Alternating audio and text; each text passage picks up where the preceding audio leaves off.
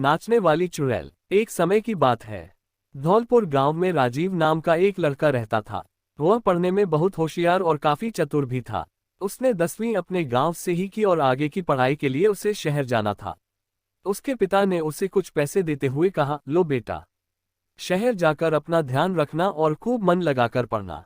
उद्धरण चिन्ह। पिताजी का आशीर्वाद लेकर राजीव शहर के लिए निकल जाता है। शहर पहुंचकर वह अपने पिताजी को खबर करता है कि वह सही सलामत शहर पहुंच चुका है। अब वह अपने रुकने के लिए एक मकान तलाशने में लग जाता है। तभी मुरारीलाल उसके पास से होते हुए गुजरता है। राजीव तुरंत उससे पूछता है, भाई साहब, रहने के लिए एक मकान चाहिए किराए पर, क्या आप मुझे बता सकते हैं? मुरारीलाल काफी दिनों से एक ऐसे ही किराएदार की तलाश में था। उसने बात को घुमाते हुए कहा, हाँ, मेरी नज़र में एक मकान है जो तुम्हें किराए पर मिल सकता है। उसके बाद मुरारीलाल ने राजीव को उस किराए वाले मकान के बारे में बताया। राजीव मुरारीलाल को धन्यवाद कहते हुए उस किराए के मकान की ओर निकल गया। मकान तक पहुंचते पहुंचते दोपहर हो चुकी थी। उसने मकान का दरवाजा खोला तो बगल में बने मकान से अंकल आंटी ने राजीव को टोकते हुए कहा, अरे बेटा, लगता है शहर में नए आए हो, क्या तुम इसी मकान में ठहरोगे? हाँ आंटी जी, मैं अपनी पढ़ाई पूरी करने के लिए शहर आया हूँ और अब मैं इसी मकान में रहूंगा। उद्धरण चिन्ह। अंकल आंटी ने कहा, ठीक है बेटा, वैसे कितने दिनों तक रहोगे?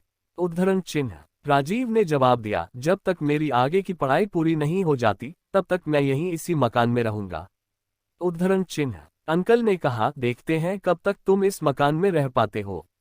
उद्धरण चिन्ह। ये सुनकर राजीव को थोड़ा अजीब लगा, लेकिन वह मकान में अंदर चला गया और अपनी थकान दूर करने के लिए विश्राम करने लगा। विश्राम करते करते कब रात हो गई पता ही नहीं चला। लगभग रात 12 बजे राजीव की आंख खुली। उसे छत पर एक अजीब सी आवाज सुनाई दी। आवाज सुनकर राजीव ने कहा, क्या मुझे छत पर जाकर देखना चाहिए? उद्धरण चिन्ह। फिर थोड़े ही देर बाद कहा, नहीं नहीं, ये जगह मेरे लिए अभी अनजान है, मुझे अभी सोच समझकर फैसला लेना चाहिए। और आलस में डूबते हुए फिर से सो गया। सुबह राजीव टहलने के लिए शहर में निकला। वहां एक ढाबे पर चाय पीने के लिए रुक गया।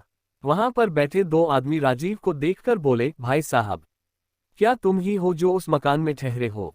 राजीव ने कहा, हाँ भाई साहब, मैं ही हूँ। उद्धरण चिन्ह। क्या शहर में तुम्हें कोई और मकान नहीं मिला?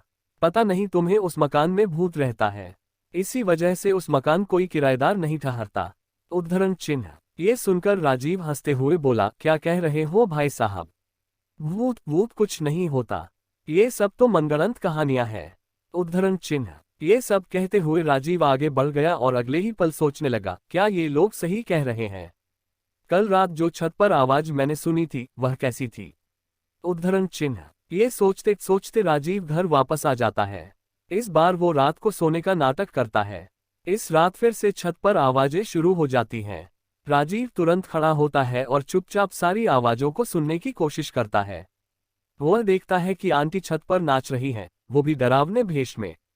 लेकिन राजीव उन्हें तुरंत पहचान लेता है और सारी साजिश को समझ जाता है। वह कुछ देर सोचता है और खुद भी भूत का रूप रखकर छत पर टहलने लगता है।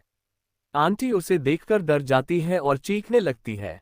इस पर अंकल कहता है, अरे भाग्यवान, क्या हुआ, क्यों इतना तेज चिल्ला रही हो? उद्धरण चिन्ह। सुनो सुनो, ये देखो, हमारे पीछे तो असली भूत पड़ गया, मुझे तो डर लग रहा है। उद्धरण चिन्ह। अरे भाग्यवान, कोई नहीं है, तुम तो बिल्कुल डरपोक हो। उद्धरण चिन्ह। हाँ हाँ, मैं तो डरपोक हूँ, तुम तो बहुत बहादुर हो ना। उद्धरण चिन्ह। अंकल उस भूत को ढूंढने की कोशिश करता है। तभी अचानक राजीव भूत बनकर उसके सामने खड़ा हो जाता है और अंकल पूरी तरह से डर जाता है। वे दोनों डरते हुए कहते हैं, अरे बाप, ये तो असली भूत है, ये हमें मार देगा। उद्धरण चिन्ह।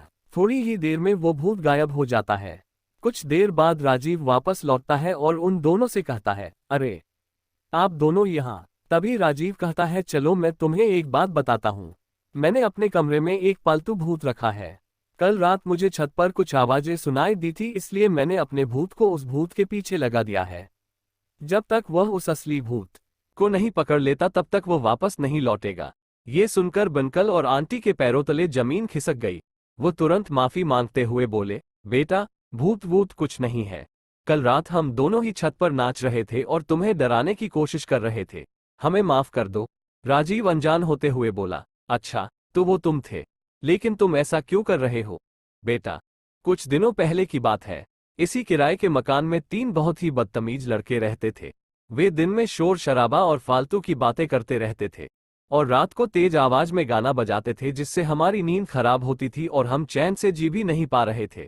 उसी दिन से हमने ये सोचा कि अब हम इस मकान में किसी भी आदमी को नहीं ठहरने देंगे। अच्छा, तो ये बात है। अब मुझे ये सारा सच पता चल गया है और अब मैं पूरी पढ़ाई करने तक यहीं इसी मकान में रहूंगा। ठीक है बेटा, तुम्हारा जब तक मन करे तुम इस मकान में रुक सकते हो, लेकिन एक काम करना, इस पूरी घटना को किसी और को मत बताना। ठीक है, अब जाओ।